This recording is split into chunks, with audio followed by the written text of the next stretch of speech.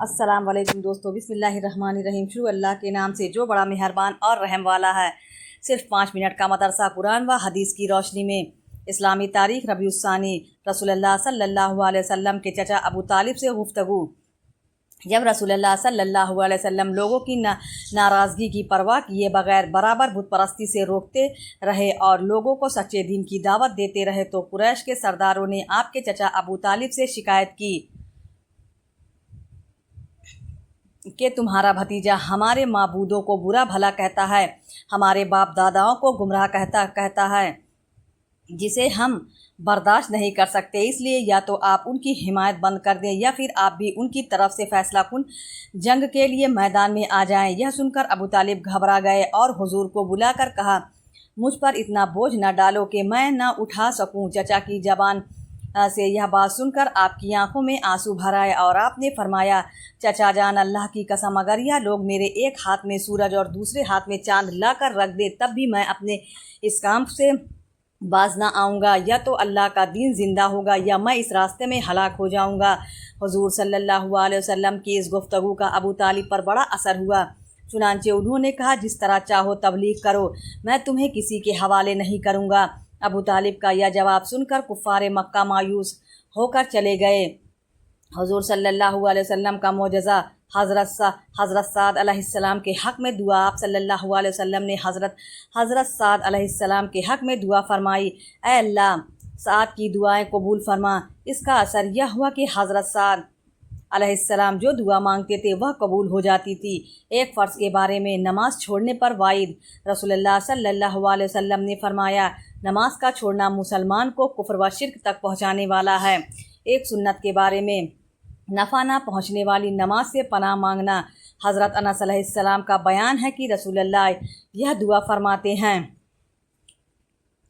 अल्लाहुम्मा इन्नी अऊज़ु बिका मिन सलातिन ला तनफ़अ।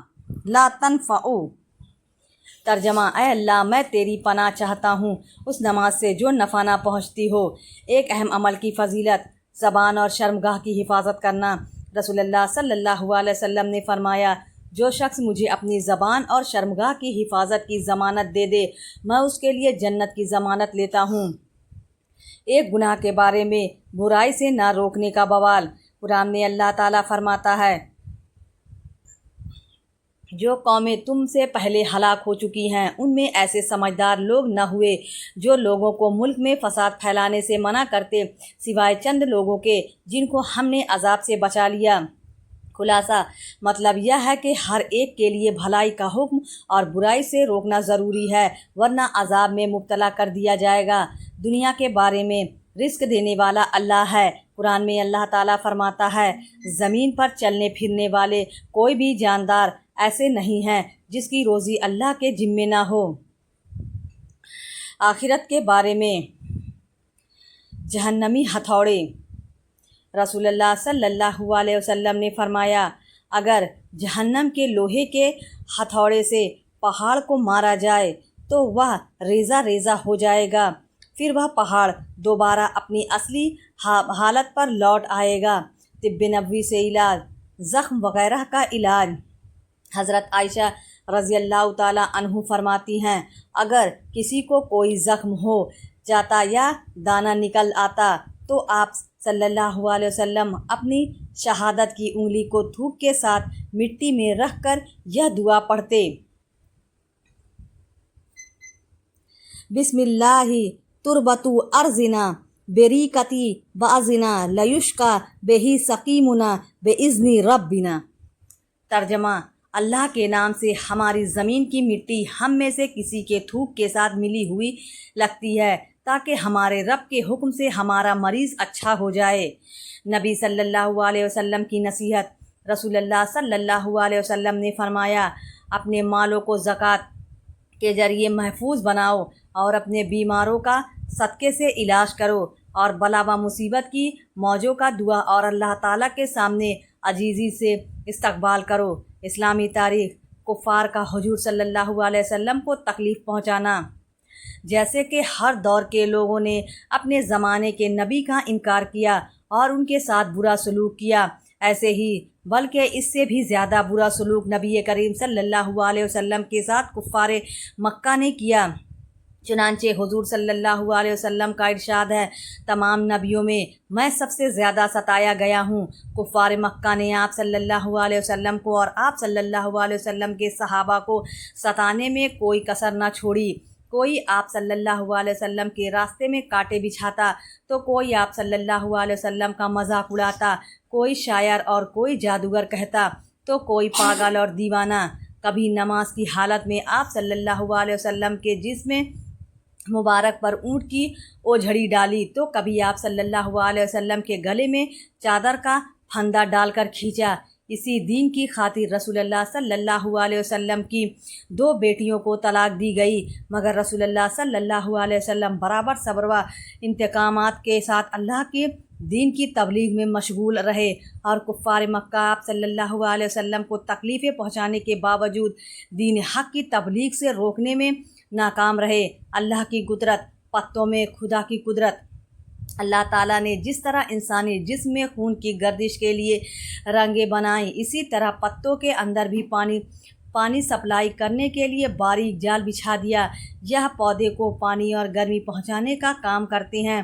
اگر یہ باریکی مسامات پتوں کے اوپر ہوتے تو سورج کی گرمی سے بچنے کے لیے پودے سے پانی کو نکالتے رہتے، جس کے نتیجے میں پودا سوکھ جاتا، مگر اللہ تعالیٰ نے اپنی قدرت سے ان مسامات کو پتوں کے اندر بنا کر پودوں کو سکھانے سے محفوظ کر دیا۔ ایک فرض کے بارے میں دینی علم حاصل کرنا ضروری ہے۔ رسول اللہ صلی اللہ علیہ وسلم نے فرمایا، علم دینی کا حاصل کرنا ہر مسلمان پر فرض ہے۔ ایک سنت کے بارے میں ظہر سے پہلے کی 4 رکعت سنت پڑھنا۔ حضرت عائشہ رضی اللہ تعالیٰ عنہ بیان فرماتی ہیں کہ رسول اللہ صلی اللہ علیہ وسلم پہلے کی 2 رکعت کبھی نہیں چھوڑتے تھے۔ ظہر سے پہلے 4 رکعت اور فجر سے پہلے 2 رکعت۔ ایک اہم عمل کی فضیلت، تہجد کی نیت کر کے سونا۔ رسول اللہ صلی اللہ علیہ وسلم نے فرمایا، جو آدمی اپنے بستر پر لیٹتے وقت رات کو اٹھ کر تہجد کی نماز پڑھنے کی نیت کرے، پھر نیند کے غلبے کی وجہ سے صبح ہو جائے تو نیت کے مطابق اس کو نماز کا ثواب ملے گا، اور حسن نیت کی وجہ سے اس کا سونا اللہ کی طرف سے اس کے لیے صدقہ ہے۔ ایک گناہ کے بارے میں، حرام مال سے صدقہ کرنا۔ رسول اللہ صلی اللہ علیہ وسلم نے فرمایا، جب تو مال کی زکوٰۃ ادا کر دے تو وہ واجب حق تجھ پر تھا اور وہ تو ادا ہو گیا، اور صرف نفل کا درجہ ہے۔ اور جو شخص حرام طریقے، سود، رشوت وغیرہ سے مال جمع کر کے صدقہ کرے، اس کو اس صدقے کا کوئی ثواب نہیں ملے گا، بلکہ اس حرام کمائی کا وبال اس پر ہوگا۔ دنیا کے بارے میں رسول اللہ صلی اللہ علیہ وسلم نے فرمایا، جو شخص دنیا میں اپنی خواہشات کے پورا کرنے میں محروم ہوتا ہے، خواہشوں کو پورا کرتا ہے، وہ آخرت میں محروم ہوتا ہے۔ دنیاوی خواہشوں کو پورا کرنے کا انجام، اپنی تمام چاہتوں کو اس دنیا میں پوری کرنے کی کوشش نہیں کرنی چاہیے، ورنہ آخرت میں محروم ہو جائے گا۔ آخرت کے بارے میں اہل جنت کی نعمت، قرآن میں اللہ تعالیٰ فرماتا ہے، پرہیزگاروں کے لیے آخرت میں اچھا ٹھکانہ ہے، ہمیشہ رہنے والے باغات ہیں جن کے دروازے ان کے لیے کھلے ہوں گے، وہ ان باغوں میں تکیے لگائے بیٹھے ہوں گے، وہ وہاں جنت کے خادموں سے بہت سے میوے اور پینے کی چیزیں منگوائیں گے، اور ان لوگوں کے پاس نیچی نظروں والی ہم عمر حوریں ہوں گی۔ طب نبوی سے علاج، ہر مرض کا علاج۔ رسول اللہ صلی اللہ علیہ وسلم نے فرمایا، تم میں سے کوئی شخص بیمار ہو جائے یا کسی کے بھائی کو تکلیف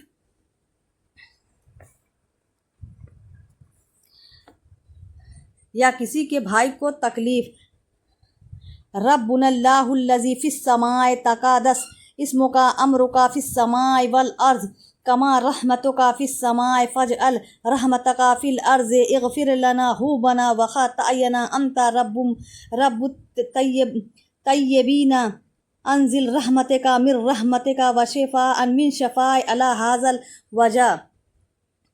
इंशाअल्लाह ठीक हो जाएगा। फ़ायदा इस दुआ को मरीज़ पढ़ता रहे या और कोई पढ़कर उस पर दम करे। कुरान की नसीहत। कुरान में अल्लाह ताला फरमाता है, मुसलमान आपस में एक दूसरे के भाई हैं, अगर उनके दरमियानी लड़ाई हो जाए तो अपने दो भाइयों के दरमियान सुलह करा दिया करो और अल्लाह से डरते रहा करो ताकि तुम पर रहम किया जाए। प्यारे इस्लामी भाइयों, अगर आपको वीडियो पसंद आए तो वीडियो को लाइक ज़रूर करें और हमारे चैनल को भी सब्सक्राइब कर लें। मिलते हैं अगली वीडियो में, तब तक के लिए अल्लाह हाफिज़।